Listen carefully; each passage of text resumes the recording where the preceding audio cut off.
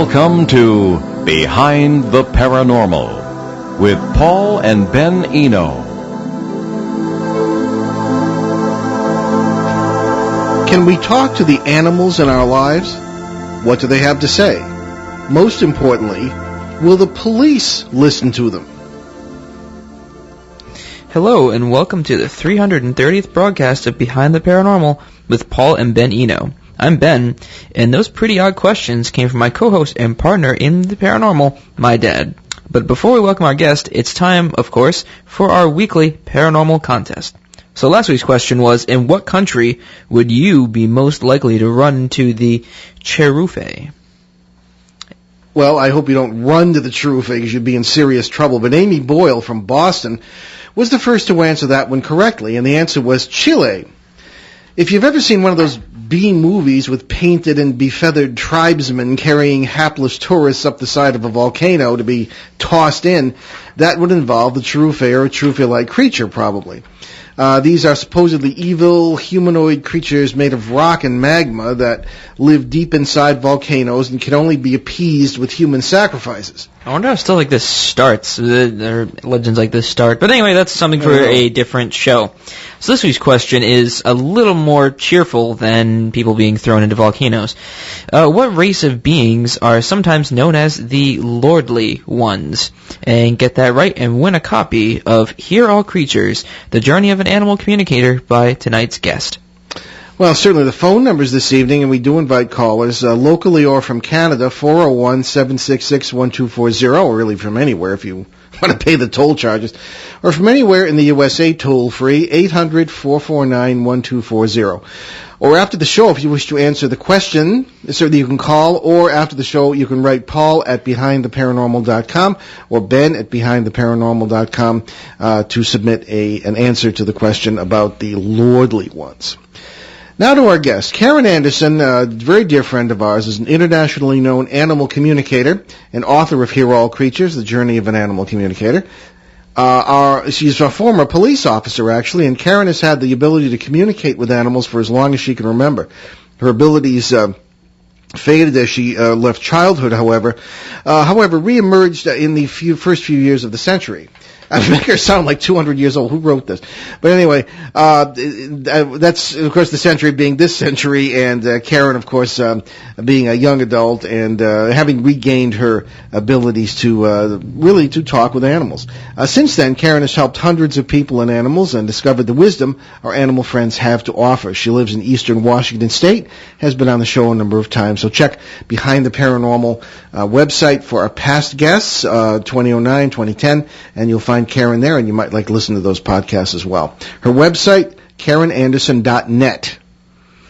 Karen Anderson, welcome back to Behind the Paranormal. Well, hi, you guys. And no, I'm not centuries old. I feel like I am. What? Oh, well, moving on from someone who is not centuries old. Karen, you haven't been on the show in quite some time, so let's cover a few of the basics before we begin and get into some new stuff. How do you actually communicate with animals? What is the experience like?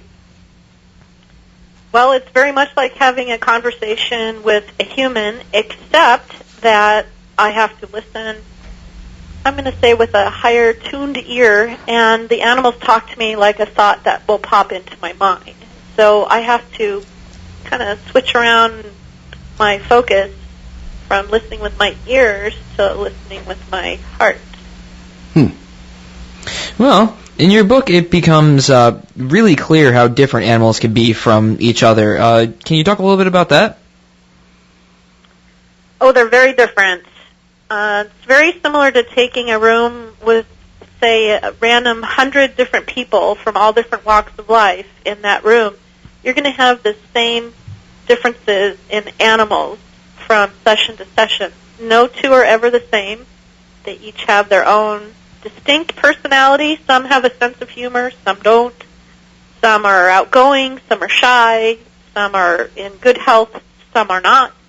So it's very similar to just a random sampling of people. Okay, so can you give some recent examples of people and animals you've worked with?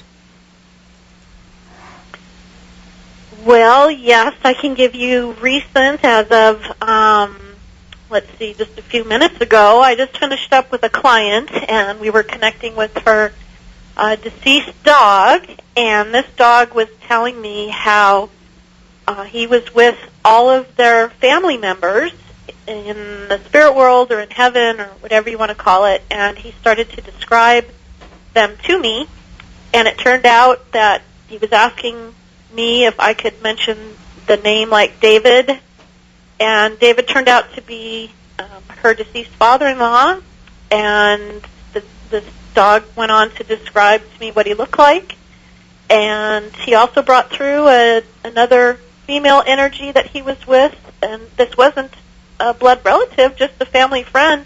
He used to ride horses and spend a lot of her time on the ranch. And it's just, you never know who they're going to be with or who they're going to be spending time with. But that's a very recent example. That's interesting. Well, we'll get into how that works too. But you know our routine here on the show.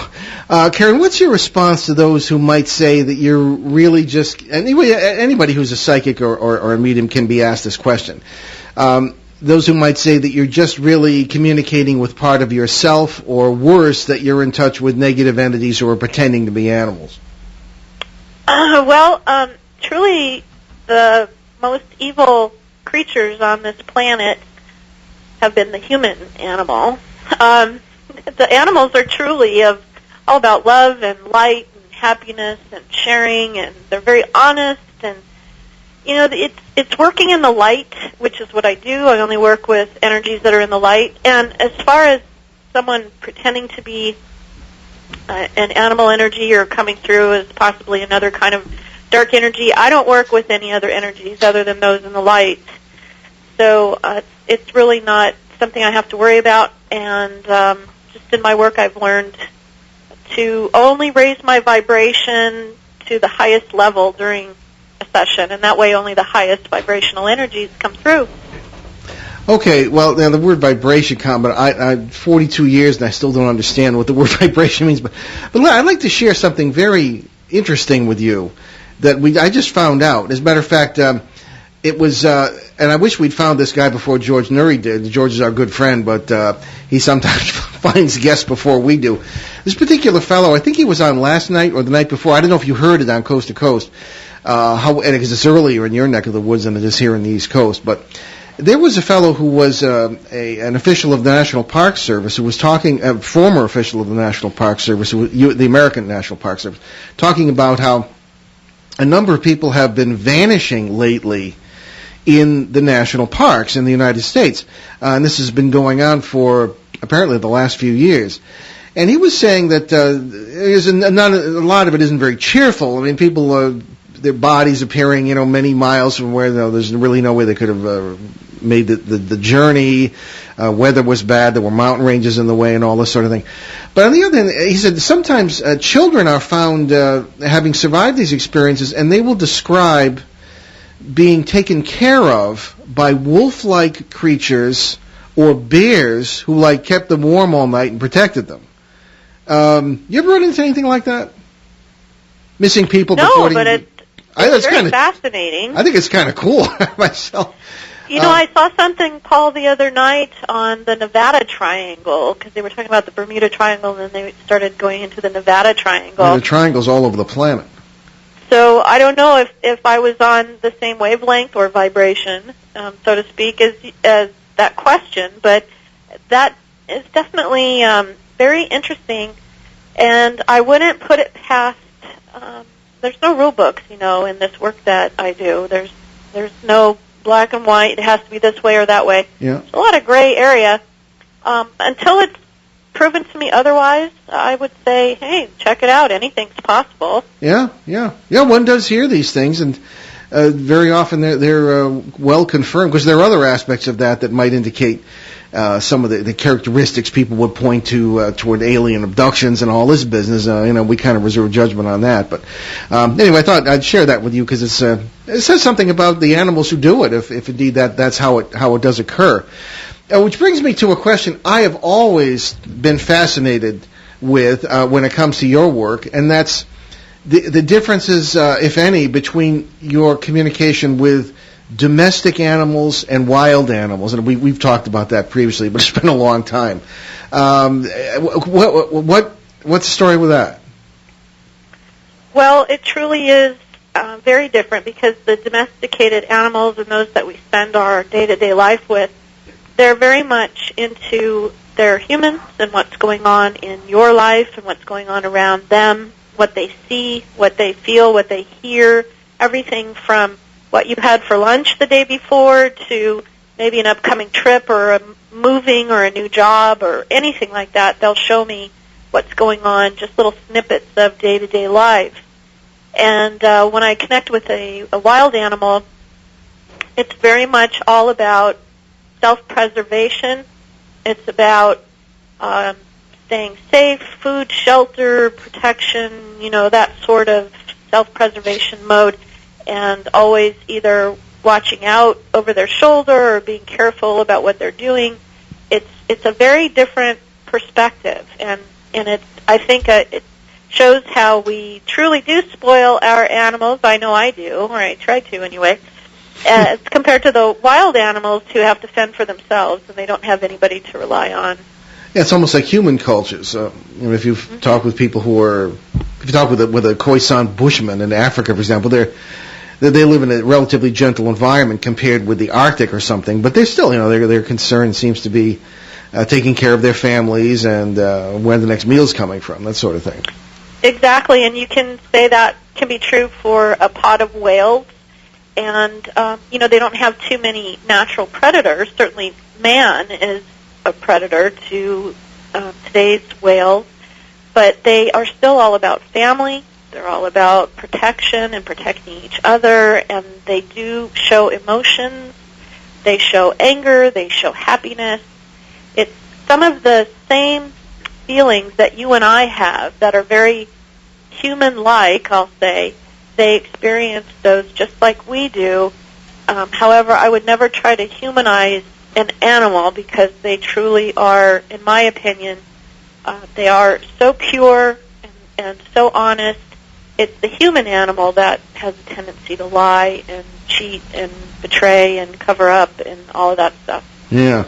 Well, if there are any human animals out there who'd like to ask any questions of Karen, 766-1240 locally in the 401 area code, or anywhere in the USA, 800-449-1240. Karen is a person I have known for many years and a person of great, great compassion, one who certainly is, I think, one of the best examples of the human species, whom I know.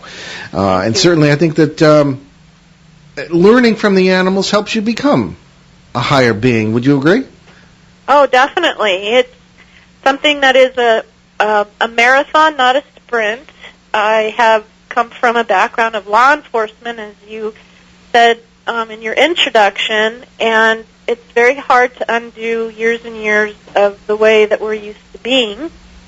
But yes, I have learned quite a bit from the animals, and they've taught me to be kind in the moment, understanding, helpful, kind of all the things that we admire in some people, I guess.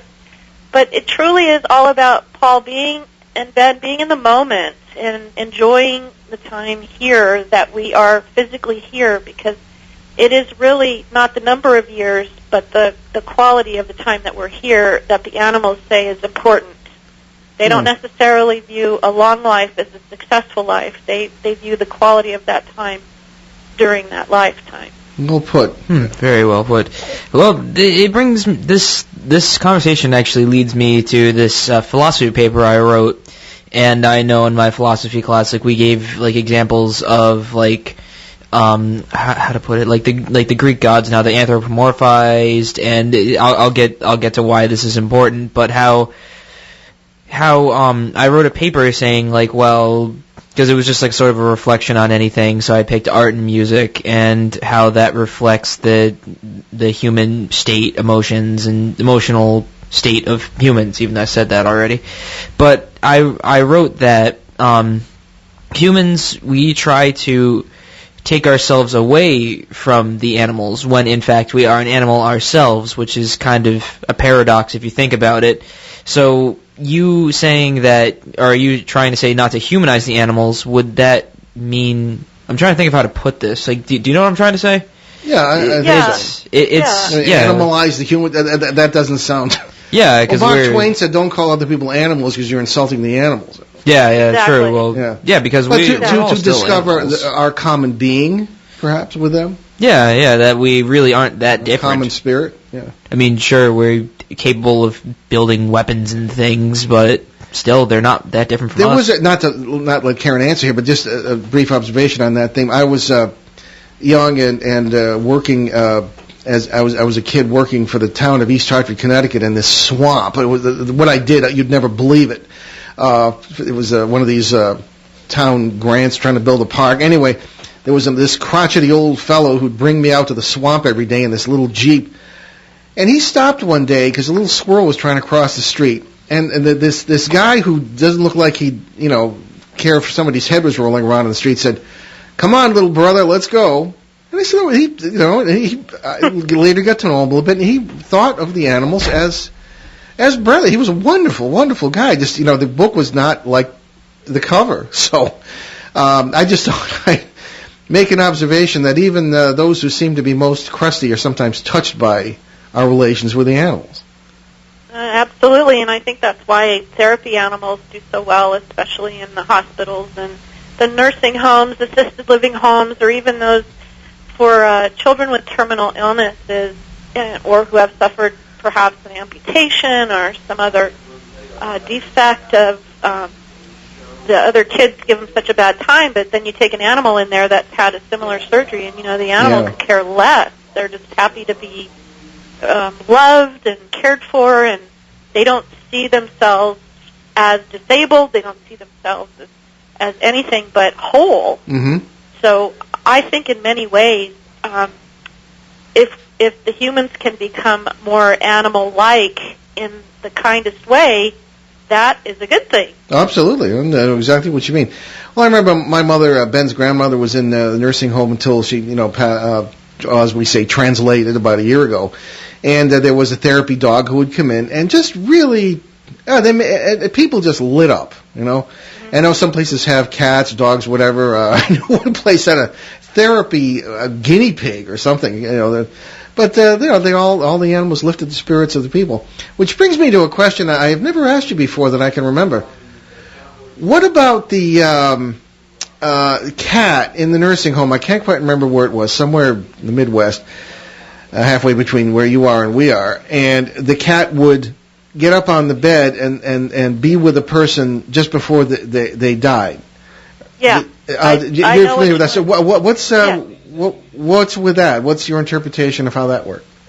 Well, this is my interpretation, and it's purely based on my experiences, and certainly I'm not, an expert in the field, but I have talked to a lot of animals, and what I have come to understand is that they know a lot more about us than we realize, and they are tuned in on a different level, and they're very sensitive to changes and shifts in our bodies, our system, our energy. Just for instance, if you have a client that contacts me because they're having behavior problems at home with their dogs or their cats or whatever, I can almost always trace it back to the humans in the household. So very similar with this kitty at the assisted living facility, the very subtle changes that take place within the human energy, and energy is all around us, our aura, they're very sensitive to that, and this particular cat was really good at sensing that. And it's almost like a beacon or a light goes off when it's somebody's time to make their transition out of their physical body. And the animals are very, very good at picking up on those subtle changes, just like drug-sniffing dogs, cancer-sniffing dogs. They are so tuned in on so many higher levels than we will ever realize. Okay. And I know that it was the kitty would go in, and within 24 hours that person would transition and leave their physical body. So obviously this kitty was very tuned in and could pick up on those subtle changes. Okay. Karen, we have a caller, and we got the caller there, Ben? Yes. Yeah. Hello? Okay, hi. Welcome to Behind the Paranormal. Yeah, nothing much. You know, you were talking about that cat you say that predicted when people die?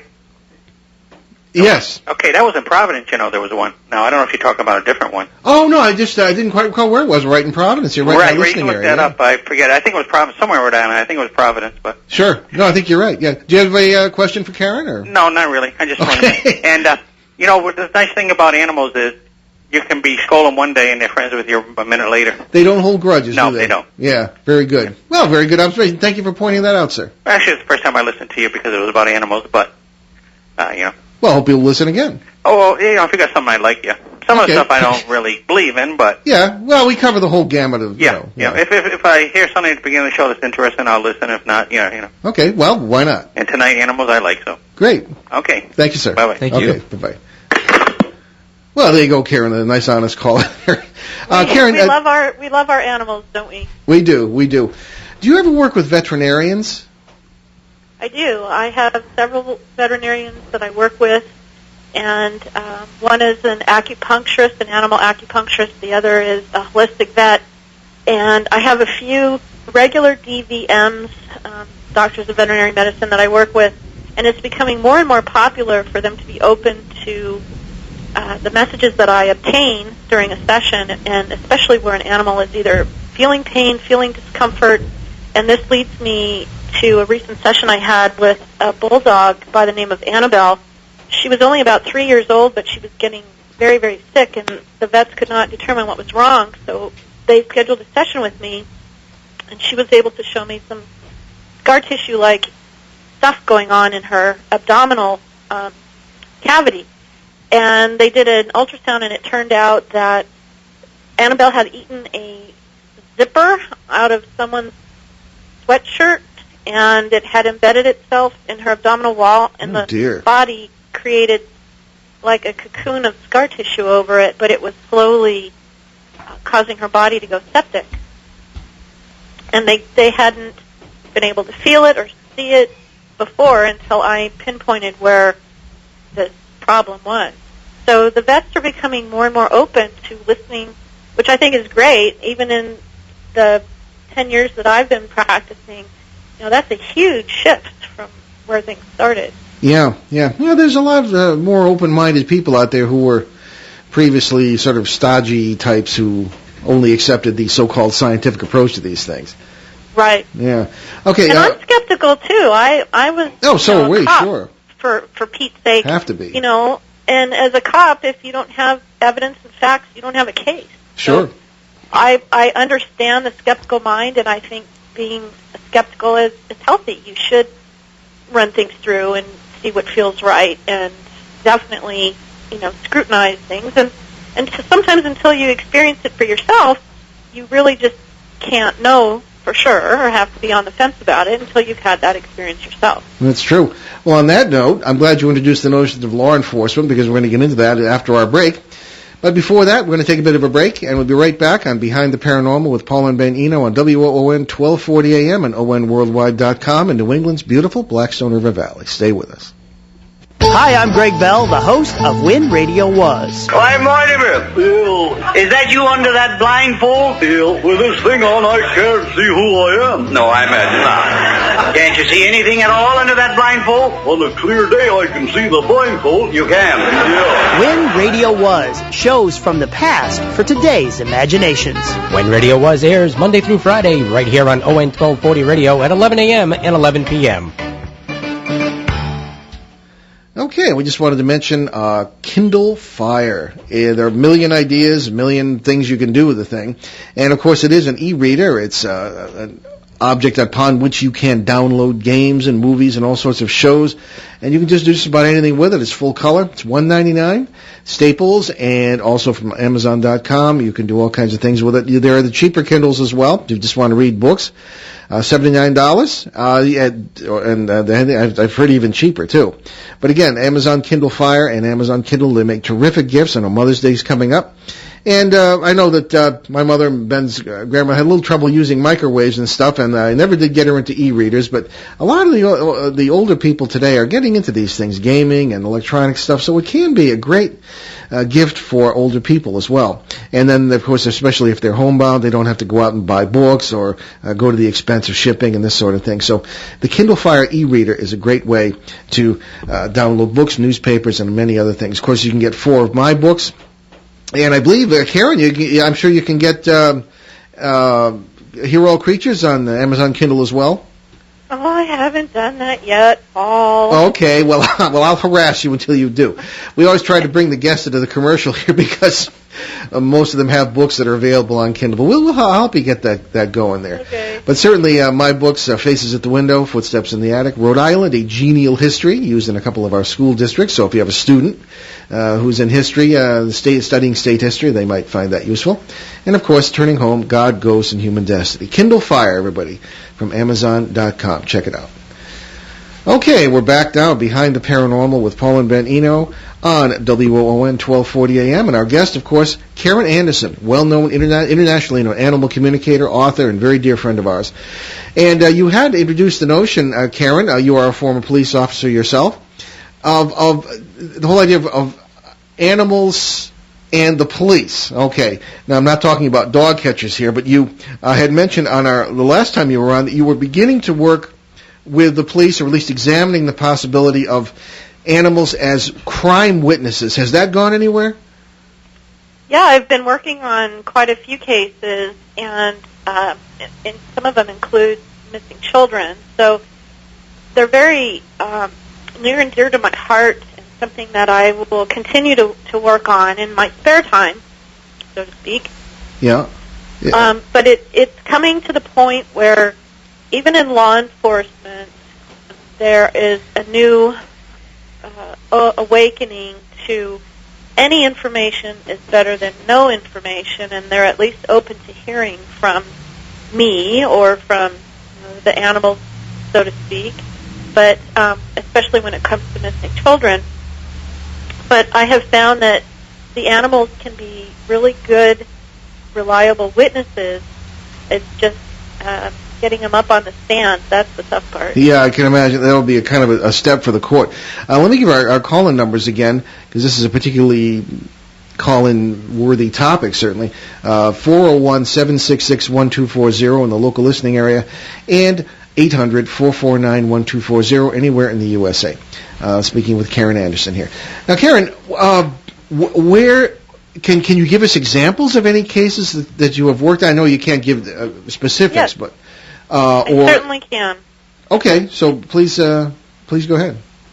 I have been working on a case. It's in the Kentucky area, and there was a stable of thoroughbred racehorses, and somebody went in during the wee hours of the morning and attacked, killed almost every horse in the barn, and if that mare had a foal, they attacked and killed the foal as well. The horses that were still alive, they didn't live very long, but I was able to connect with them, and among many things, they gave me not only descriptions of who had done this, but they even told me the brand of cigarettes that they smoked and other very, very accurate details of what happened and what was used. It was a very sad and unfortunate, very traumatic event, especially for the owner of the barn, but at least we were able to get the local law enforcement on the suspects. So one would think that you would be able to get some evidence, maybe the police could follow it up, and maybe nail the suspect without necessarily having an animal right directly or whatever directly testify, as it were. So that sounds much more doable legally than having to put an animal on the stand, obviously. Right. Yeah. And if in this case there was no surveillance camera, there was nothing that they had to go back on, only hunches and suspicion, all of which were brought to the surface during the sessions that I had, and the details and the names and who was involved all came to light. Okay. That sounds really encouraging. Have you had any luck with locating any missing people in using the same methods? I have had a couple of cases where there have been positive results, and most of them were, believe it or not, family was involved with. Oh, yeah, you hear that, yeah.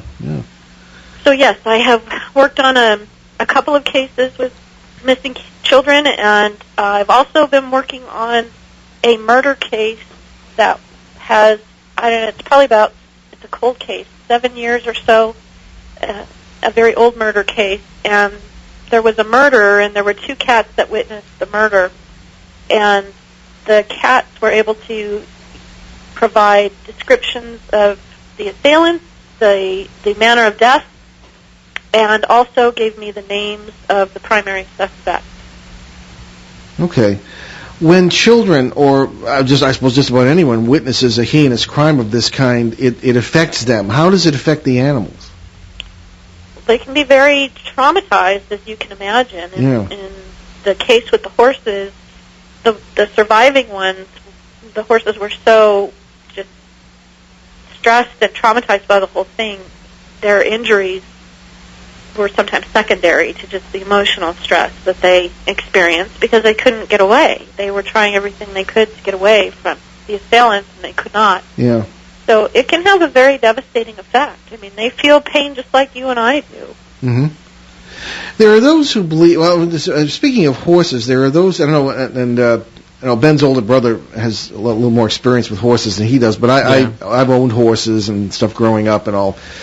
And there are those who believe, and I've also worked with cows, who I worked one summer on a dairy farm, and they didn't impress me with their vast intelligence, but they're very endearing and sweet creatures too.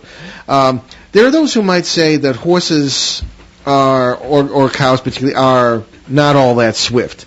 The example that's often given is that if a barn is on fire, they will just sort of stand there rather than try and escape. What is your take on their intelligence and their survival instinct when it comes to that particular criticism? Well, I have more experience with, I would say, what some people consider as not the smartest of animals out there. And let's just take cattle or cows for that perfect example. In any group of cattle, you're going to have the smart ones and you're going to have the not so tuned in ones. Yeah. And you're going to have everything in between, and most of them will fall into the middle. But there, again, we are comparing them to other species. We're comparing them to what a human would do, and sometimes it gets so overwhelming for the animal that they are confused, and that will sometimes lead them down the wrong path. People can react in the same way. Mm-hmm, yeah, we have another caller, Karen, there. Well, push the right button there. Hello, welcome to Behind the Paranormal. Yeah, how you doing? Hey, now I have a question for her. Oh, okay.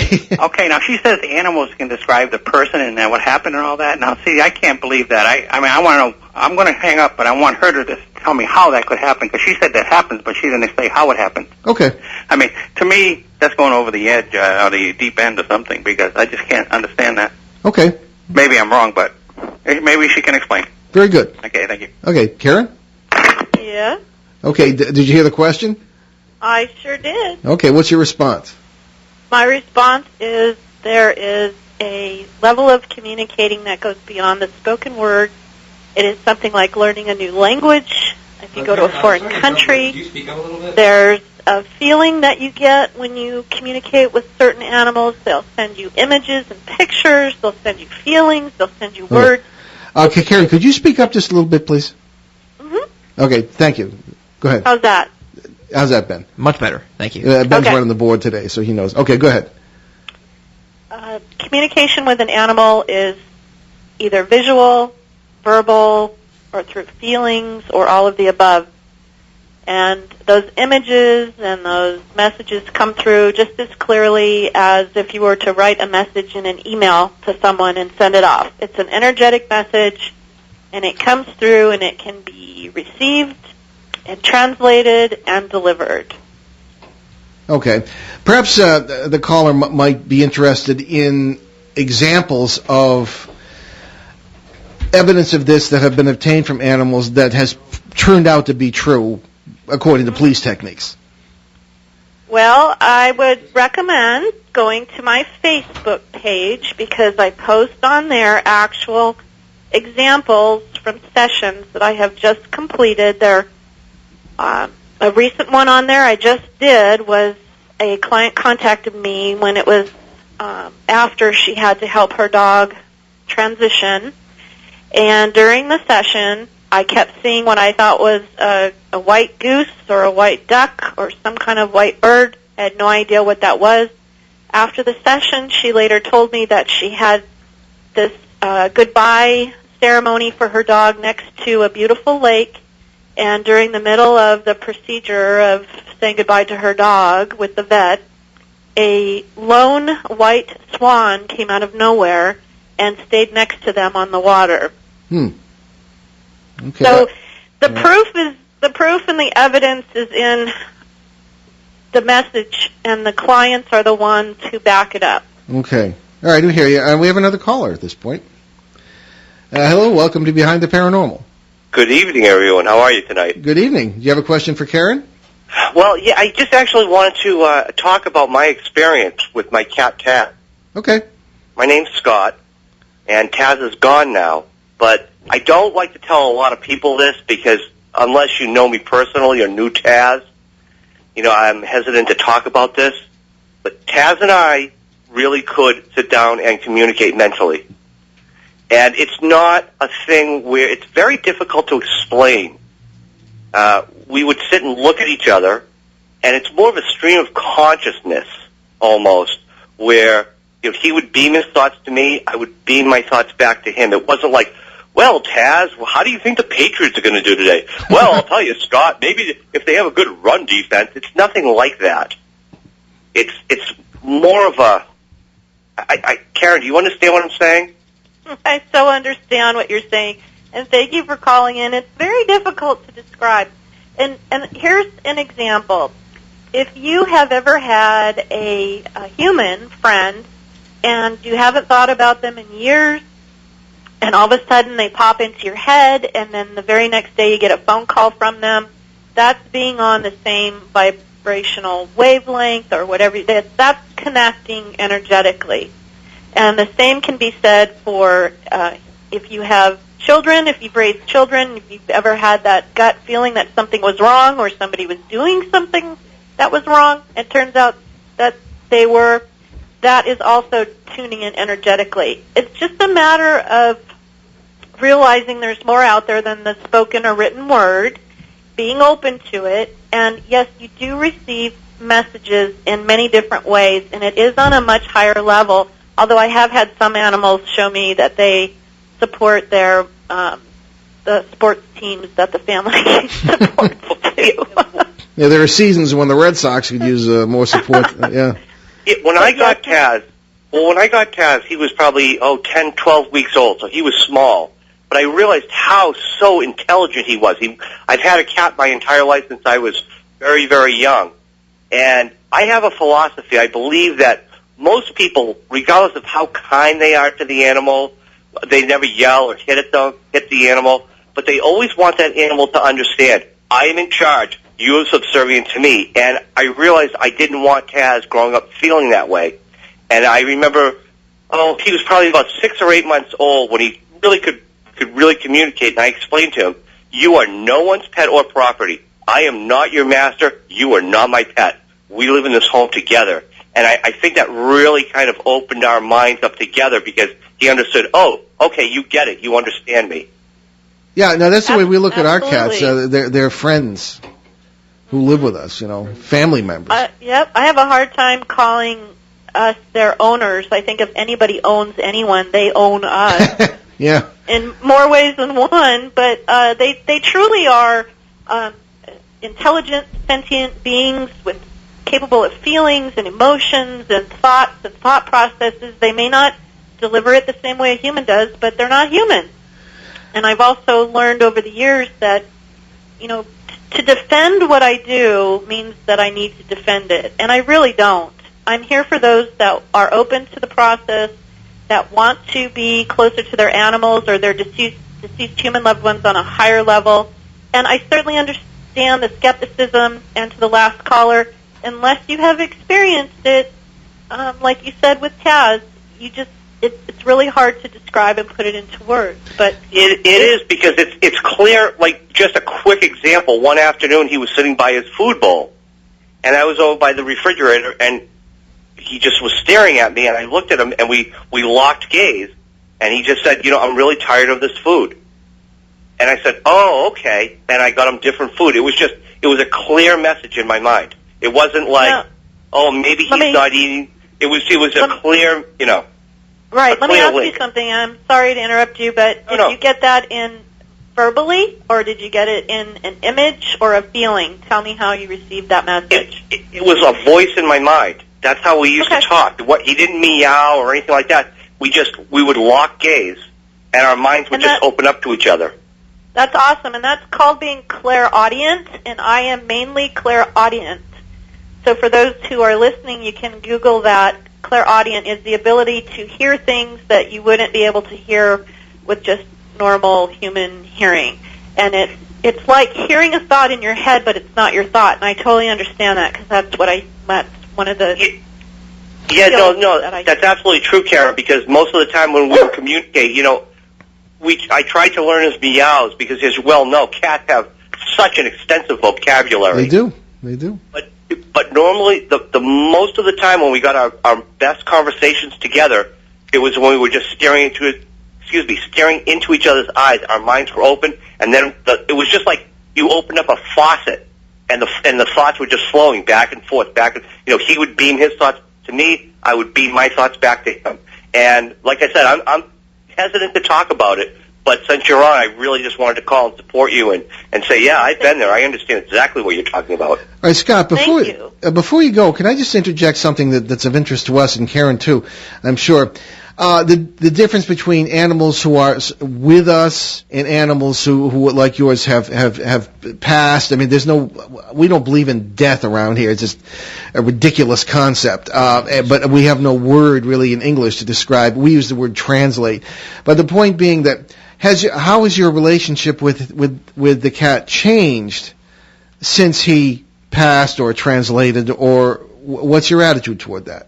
Well, no, that's a fair question, and I will tell you, first off, I had him cremated, and I have his urn in my living room because I always want to have him with me the rest of my life, no matter where I am. Okay. And I will just tell you this. Yes, there are times when I have my bedroom door shut, and I hear a scratch at the door, and I open the door, and it was Taz, just saying hi. Yeah. Okay. Yeah, because that's it exactly. Well, thank you, Scott. Great caller. And thanks, Scott. Awesome. All right, Karen. Keep up the good work. Thank you. Okay, yeah, and again, you want to learn more about Karen, KarenAnderson.net. Not .com, that's a different Karen, but KarenAnderson.net. Okay, yeah, Karen, do you want to speak a little further on that? I mean, we feel that we have a whole line of cats who have, as a matter of fact, I can tell you the lineage of our cats back to 1875. In our family. That's a little bit odd, Paul. It is a little. Well, we're not your usual run-of-the-mill father and son here, but we through family tradition and people writing in photographs, we have the whole lineage of the family cats back to that. Well, that's pretty cool, actually. I suppose I'm very it is. Yeah. But the point being that we feel they're really we're with them, and our attitude toward parallel worlds and alternate realities when they never died and all that business, and you deal with animals who have passed on, or whatever you want to call it, frequently, don't you? Yeah, I call it transition, because you're really just transitioning from one state of being to another. It's a good word. Yeah, it's like trading in your car. You don't really care what happens to the old car. You're in the new one. You're getting where you need to go, and the old one is doing whatever it wants to do. So I'm going to ask you. Much, okay. I'm going to ask you what I always ask regression therapists, people who will hypnotize people and bring them back to the so-called past lives and all this business. Do you ever have an animal who describes a world that you don't recognize? One who has transitions, a world that just doesn't seem familiar to you. No. In fact, in my experience, when I connect with a deceased animal, they are in the most beautiful, loving, kind, comfortable, peaceful, joyous, loving place that you would ever imagine. And if you have ever been there before through a conversation with an animal, a communication with a deceased animal, you know what I'm talking about. There's few words in the English language that can describe the feeling and the place that they are in. And they are just simply in a loving, supportive environment, and it's beautiful. Is it like I have never... Go ahead. Oh, I was just going to ask, is it like a state of mind or a state of being, or could you try to describe it? Or like you guys are really challenging me today. Yeah, let me explain it to you. I know. Well, let me explain to you how it feels to me. I was just beginning a session the other day, and I have my 2 dogs with me, and my client called in, and there was the doorbell rang. So my dogs ran down the stairs, barking and going crazy, and I told my client, I asked him to please hold on. I went down, checked the front door. There's nobody there. And the dogs quieted down immediately. Usually they go on and on and on. So then I came back up to my office, got back on the phone with my client, and we started our session, and it was with one of her animals. And lo and behold, her deceased father came through, and he was boasting about how he made a grand entrance by ringing the doorbell. Okay. And this is like, he's here with me in my office, but then he was there with his daughter wherever she was calling from. So it's the ability to be in multiple places at the same time, because energy or an energetic being isn't confined by a physical body like you and I are. We can only be in one place at one time unless we have an out-of-body experience. And I don't know if I quite agree with that, but go ahead. Well, he could be in several different places at one time, and it was a parallel existence. Mm-hmm. Oh, yeah, that's what we would call it, yeah. Yeah, they tell me that they are more alive in the afterlife than they are when they are living here physically on this earth. So according to as the movie title says, all dogs go to heaven. Yeah, you're familiar with the movie. Absolutely. Yeah, so, you and your brother grew up with that movie. Oh, yes, yeah. yes. And then there's a sequel or 2, I think. Yeah, there's like 4 movies. Yeah, so in a sense, it's like that's correct. Time. It'll never end. And I hate to bring it up, but what about animals who are abused and, I hate to even bring it, you can picture them in your mind and it just breaks your heart, in shelters and, what do you communicate with any animals in that situation, and what's their attitude? I do, and it's heartbreaking, as you said, and you have to kind of put your game face on, so to speak, because the amount of trauma that they've suffered and stress is very overwhelming. It's a lot like walking into one of those electronic stores for me. I just can't do that with all the televisions on the walls and all it's just overwhelming. But truly, Paul and Ben, what I have learned from those animals, the ones that don't have a family, the ones who have been through the worst of times, they are also some of the most forgiving, loving, and kind beings that I have ever come across. And I have a lot to learn from them. Yeah, as do we all, certainly. I was just going to say, I suppose we all do. We all do. Well, we can't end the show without having you maybe mention something about our cat, who is rather... remember the last time you were on, you mentioned that we have 2 cats. If any of you are parents and happen to remember the old cartoon Pinky and the Brain, that's our cat and the cat next door. Our cat being the one with the brain. There were about 2 mice who one was kind of a dope, but the other was trying to take over the world, and they were kind of working together. Well, that's these 2 cats. And Karen, last time you were on, you sort of connected with them and told us how they were feeling. And ours was, of course, referred to by the other cat as I believe it was Glamour Puss. Yes. Because he has a very good attitude toward himself. And our niece, the veterinarian, Ben's cousin, suggests that he runs the house. So, any information from Rusty at this point? Not to put you on the spot, Rusty, or it's okay. I remember that now that you mention it, but that's pretty funny.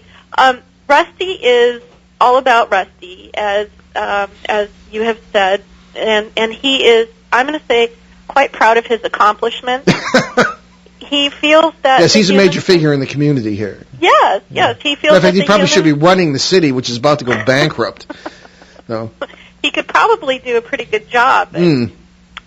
He compares himself to, no offense, other cats, not the humans in his life, because he does feel that he is several notches higher in intelligence. That's him. In all of the above. And he says something like, one of my shows growing up, he tells me that the kitty that you were referring to has kind of the Gomer Pyle type of... yeah, that's Fosword, yeah. Okay. So I need to talk about the Gomer Pyle kind of... And I grew up with that show. I loved that show. It was, Neighbors was great. But yeah, he talks about that. And he says that he's still going strong. And looks like he is running for president in the next election. Yes, or at least Woonsocket School Committee, anyway. Okay, yeah, that too, definitely. Yeah. Excellent. Yeah. Okay, well, we're kind of running out of time here, Karen. Well, thank you, Karen. We love you. You're always a great guest. And I will be on... I love you guys, too. And I will be on at least the email tomorrow telling you how to get on Amazon Kindle, because we're going to get that book deserves to be there. Yes, it does. Thank you, Very good. Paul and Ben. You guys are awesome. Thank you to the listeners. Okay, truly, everybody love you. You guys are great. Okay, Karen, we'll be in touch tomorrow. Okay. Thank you. Okay, bye-bye. Karen Anderson, everybody. KarenAnderson.net, animal communicator and Renaissance lady. And now on to the boring stuff. Okay, well... announcements and things. So if you live in northern New England, northeastern New York, or southern Quebec, my dad and I will be appearing at the Kellogg Hubbard Library in Montpelier, Vermont on Saturday, May 5th, 10:30 a.m. to 12:30 p.m. And this will be the first in a number of presentations and town hall-style meetings by us in areas where we have reason to believe that unusual and strange, I suppose, amounts of paranormal activity are taking place. That's another story, but we'll be getting to that. Watch BehindTheParanormal.com and the Good Spirits newsletter for more information. Right now, if you happen to be in Suffolk, England, look for us on September 22nd. All right, so don't forget our nearly 400 free podcasts of all our shows. Okay, they're available at BehindTheParanormal.com. Many thanks to our producer, Ben himself, who's been becoming an expert here on the board at WOON. Yeah. And we'll see you next Monday, April 2nd, right here on 1240 a.m. and ONWorldwide.com, when Ben and I will host an open-line show on all things paranormal. And on our regular CBS edition on Sunday, April 1st, in Boston, Pittsburgh, Detroit, and Seattle, my dad and I will welcome British author and expert on the history of mysticism, Gary Osborne. That should be interesting. We'll leave you this evening with a quote from the great science fiction writer Isaac Asimov. Quote, "The saddest aspect of life right now is that science gathers knowledge faster than society gathers wisdom." Unquote. Thank you, Mr. Asimov, and thanks for sailing with us on our great cosmic journey, and we will see you next time. Return to this radio frequency 167 hours from now for another edition of Behind the Paranormal with Paul and Ben Eno.